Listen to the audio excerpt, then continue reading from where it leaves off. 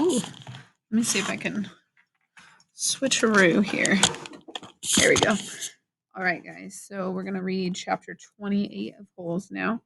After 20 years, Kate Barlow returned to Green Lake. It was a place where nobody would ever find her, a ghost town, a ghost lake. The peach trees had all died, but there were a couple of small oak trees still growing by an old abandoned cabin. The cabin used to be on the eastern shore of the lake. Now the edge of the lake was over 5 miles away, and it was a little more than a small pond full of dirty water. She lived in the cabin. Sometimes she could hear Sam's voice echoing across the emptiness. Onions, sweet fresh onions. She knew she was crazy. She knew she'd been crazy for the last 20 years. Oh, Sam, she would say, speaking into the vast emptiness. I know it's hot, but I feel so very cold. My hands are cold. My feet are cold. My face is cold. My heart is cold. And sometimes she would hear him say, I can fix that. And she'd feel his warm arm across her shoulders. She'd been living in the cabin about 3 months when she was awakened one morning by someone kicking open the cabin door. She opened her eyes to see the blurry end of a rifle 2 inches from her nose. She could smell Trout Walker's dirty feet. You've got exactly 10 seconds to tell me where you've hidden your loot, said Trout, or else I'll blow your head off. She yawned. A red-headed woman was there with Trout. Kate could see her rummaging through the cabin, dumping drawers and knocking things from the shelves of cabinets. The woman came to her. Where is it? She demanded. Linda Miller? Asked Kate. Is that you? Linda Miller had been in the 4th grade when Kate Barlow was still a teacher.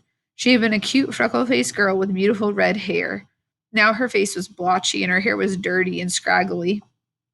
It's Linda Walker now, said Trout. Oh, Linda, I'm so sorry, said Kate. Trout jabbed her throat with a rifle. Where's the loot? There is no loot, said Kate. Don't give me that, shouted Trout. You've robbed every bank from here to Houston. You better tell him, said Linda. We're desperate. You married him for his money, didn't you? Asked Kate. Linda nodded. But it's all gone. It dried up with the lake. The peach trees, the livestock. I kept thinking, it has to rain soon. The drought can't last forever. But it just kept getting hotter and hotter and hotter. Her eyes fixed on the shovel, which was leaning up against the fireplace. She's buried it, she declared. I don't know what you're talking about, said Kate. There was a loud blast as Trout fired his rifle just above her head. The window behind her shattered. Where is it buried? He demanded. Go ahead and kill me, Trout, said Kate. But I sure hope you like to dig, because you're going to be digging for a long time. It's a big, vast wasteland out there. You and your children and their children can dig for the next 100 years, and you'll never find it. Linda grabbed Kate's hair and jerked her head back. Oh, we're not going to kill you, she said. By the time we're finished with you, you're going to wish you were dead. I've been wishing I was dead for the last 20 years, said Kate. They dragged her out of bed and pushed her outside. She wore blue silk pajamas. Her turquoise studded black boots remained beside her bed. They loosely tied her legs together so she could walk, but she couldn't run. They made her walk barefoot on the hot ground. They wouldn't let her stop walking. Not until you take us to the loot, said Trout. Linda hit Kate on the back of her legs with a shovel.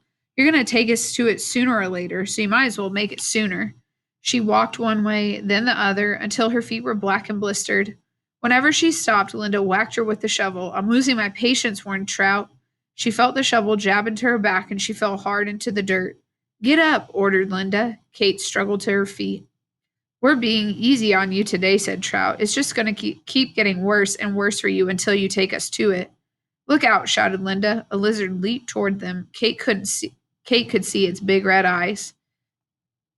Linda tried to hit it with a shovel and Trout shot at it, but they both missed. The lizard landed on Kate's bare ankle. Its sharp black teeth bit into her leg.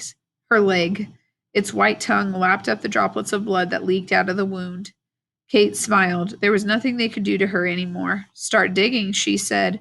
Where is it? Linda screeched. Where'd you bury it? Trout demanded. Kate Barlow died laughing.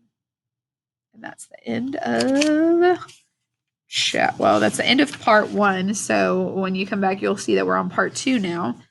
And so that was the end of chapter 28.